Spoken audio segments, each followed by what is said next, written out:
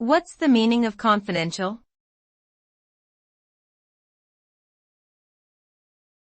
Confidential.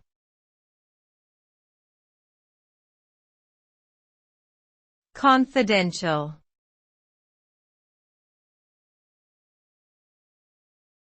Confidential.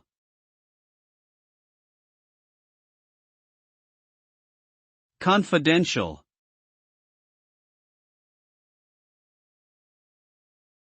The term confidential refers to information that is meant to be kept secret or private. It can be applied to various types of information, including personal data, business plans, trade secrets, and government documents. Confidential information should only be disclosed to authorized individuals who have a legitimate need to know it.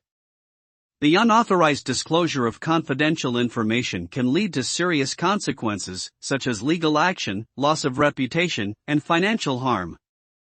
To ensure confidentiality, organizations typically implement security measures, such as encryption, access controls, and non-disclosure agreements.